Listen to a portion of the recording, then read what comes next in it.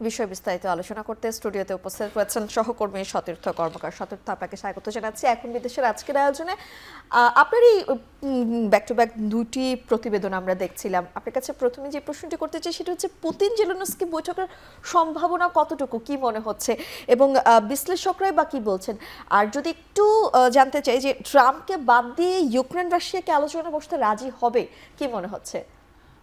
মিম, যেটি হয়েছে সেটি হচ্ছে, যখন সোমবার আমরা দেখি যে ইউক্রেনের প্রেসিডেন্টের সাথে ট্রাম্প বৈঠক করলেন, ইউরোপের নেতারা সেখানে ছিলেন, তারপরে তিনি পুতিনকে তো টেলিফোনও করেন এবং তারপরে মনে হচ্ছিল যে জেলেনস্কি এবং পুতিনের একটি বৈঠক আসলে এখন সময়ের অপেক্ষা মাত্র, 2 সপ্তাহের মধ্যে এরকম একটি বৈঠক হতে পারে।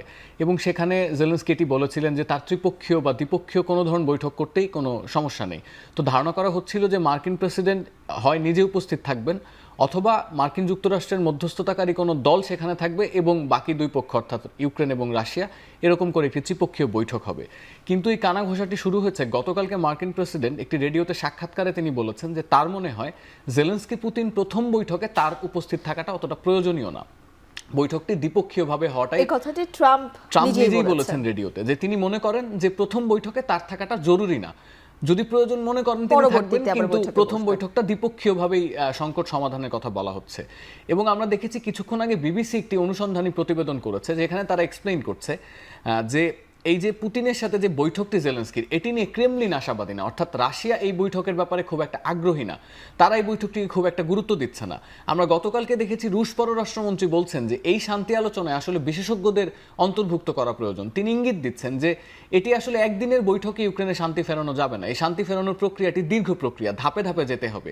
এই প্রত্যেকটি বক্তব্য ইঙ্গিত করে যে বৈঠকটি নিয়ে যে আশাবাদ তৈরি হয়েছিল যে 2 সপ্তাহের মধ্যে একটি বৈঠক হবে।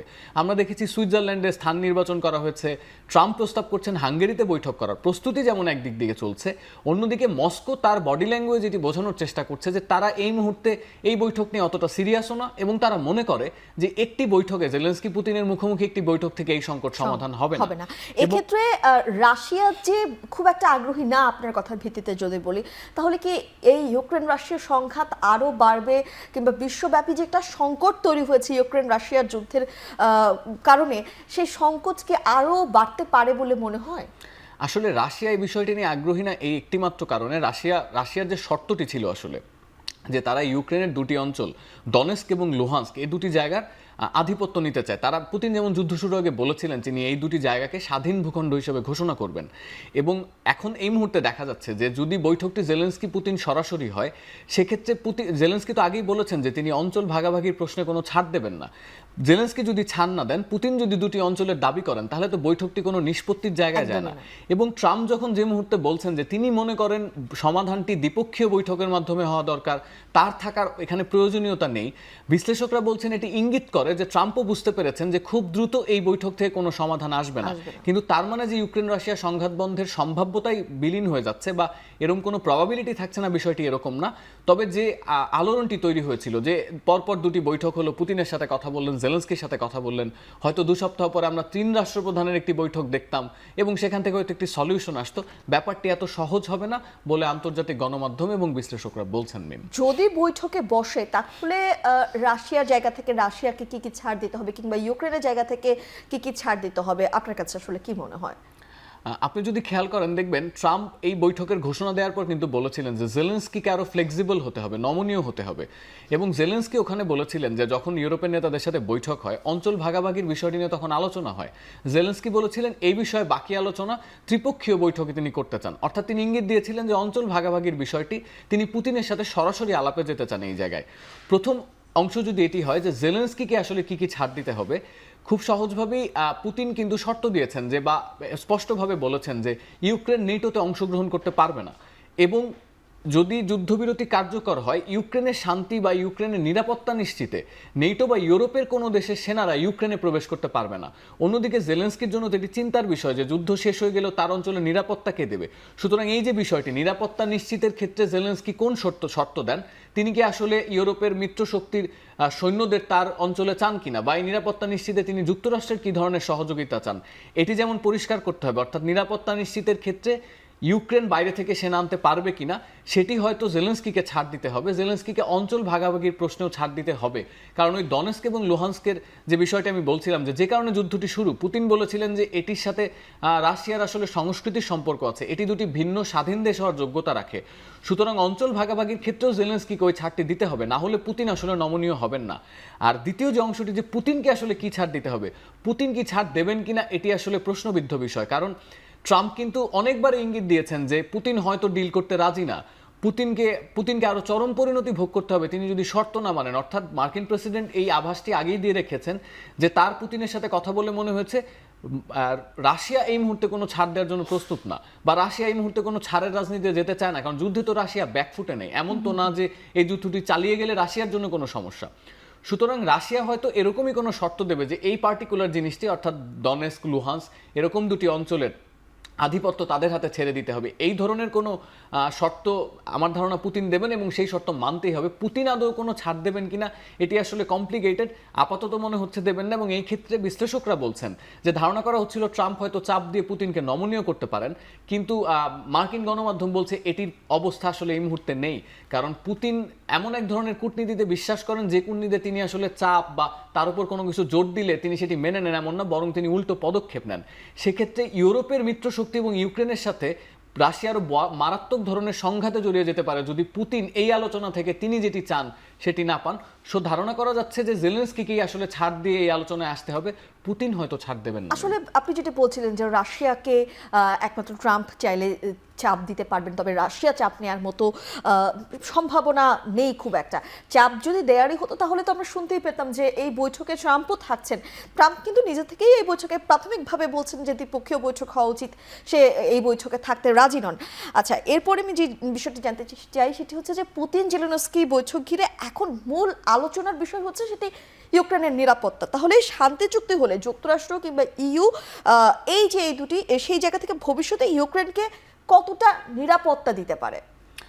এই জায়গায় আলোচনাটি আসলে হয়েছিল যখন বলা হচ্ছিল যে যদি আমরা ধরে নিই যে যুদ্ধবিরতি বা যদি যুদ্ধটি আসলে শেষ হয়ে যায়, সংঘাতটি শেষ হয়, তারপরেও তো প্রশ্ন থেকে যায় যে এরপরে আবার ইউক্রেনে রাশিয়া অ্যাটাক করবে কিনা, ইউক্রেনের নিশ্চয়তা কেউ পাবে, যেটিকে আমরা সিকিউরিটি গ্যারান্টি বলি, অর্থাৎ নিরাপত্তা নিশ্চয়তা।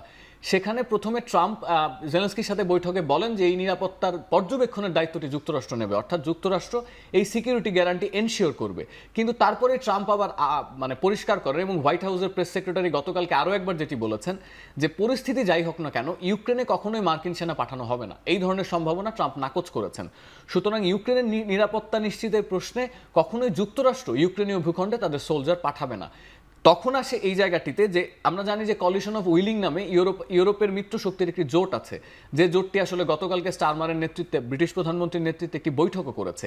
এই জোটের পক্ষ থেকে বলা হচ্ছে যে তারা এই বিষয়টির জন্য প্রস্তুত, এবং মার্কিন প্রেসিডেন্টও বলেছেন যে যুক্তরাষ্ট্রের সেনাবাহিনী না গেলেও কিয়েভের এমন মিত্র শক্তি আছে যারা এই মুহূর্তে প্রস্তুত ইউক্রেনে সেনা পাঠানোর জন্য। সুতরাং আমরা একটি আভাস দেখতে পাচ্ছি যে পশ্চিমা মিত্ররা, নেটোভুক্ত দেশগুলো যারা ইউক্রেনের পক্ষে কথা বলছে, তারা হয়তো এই নিরাপত্তা নিশ্চিতের জন্য, অর্থাৎ যুদ্ধ বন্ধ হলে ইউক্রেনের নিরাপত্তা নিশ্চিতে তারা হয়তো কিছু সোলজার ইউক্রেনে পাঠানোর জন্য একটা পরিকল্পনা করছে। কিন্তু এইখানে জটিলতাটা যে জায়গায়, সেটি হচ্ছে পুতিন সাফ জানিয়েছেন যে তিনি ইউক্রেনের ভূখণ্ডে যুদ্ধ থেমে গেলেও তিনি যদি নেটোভুক্ত কোনো দেশের সৈন্য দেখেন সেটি তিনি কোনোভাবে বরদাস্ত করবেন না।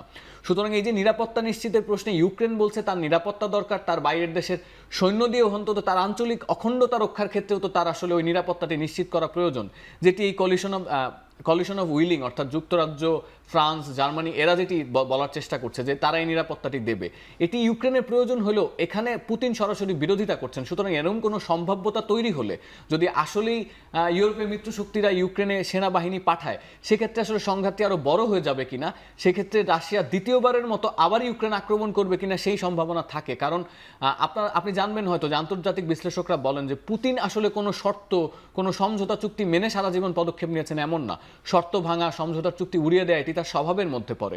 সুতরাং তিনি যখন বলেছেন যে তিনি ইউক্রেনের ভূখণ্ডে পশ্চিমা কোনো শক্তির সৈন্য দেখতে চান না, এবং এটি করেই যদি আসলে পশ্চিমারা ইউক্রেনকে নিরাপত্তা দিতে যায়, তখন প্রশ্ন ওঠে যে এই যুদ্ধটি আসলে বন্ধ হবে, ইউক্রেনের নিরাপত্তা আদৌ নিশ্চিত করা যাবে, নাকি সংঘাতটি ইউরোপের সাথে রাশিয়ার আরো বড়ভাবে তৈরি হবে, এরকম একটি জটিলতা থাকে। এত সংকট, এত দোলাচল, সেই জায়গা থেকে ভুক্তভোগী কিন্তু সেই দুই দেশের সাধারণ মানুষ, এবং এই যে যুদ্ধ যুদ্ধ চলাকালীন সারা দেশে কিন্তু এর একটি প্রভাব পড়ে। বিশ্বব্যাপী ইউক্রেন রাশিয়ার যুদ্ধের প্রভাব তো পড়েছে নিঃসন্দেহে।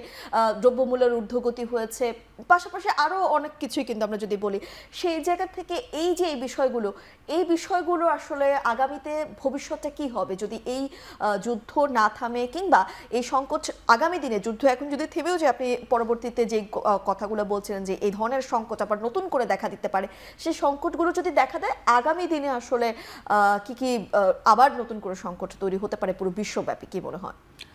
দেখেন, ট্রাম্প কিন্তু ক্ষমতা গ্রহণের পরে বলেছিলেন তিনি 24 ঘন্টার মধ্যে যুদ্ধ থামাবেন। এত বড় একটি কথা বলা এবং তারপরে 7 মাস সময় নিয়েছেন এরকম একটি বৈঠক করতে।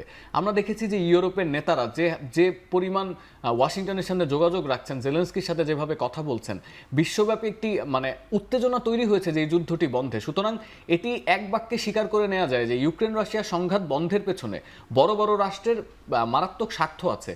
প্রথম স্বার্থটি আপনি যদি অর্থনৈতিক জায়গা থেকে নাও বলেন, এটি তো ইউরোপের নিরাপত্তার প্রশ্ন।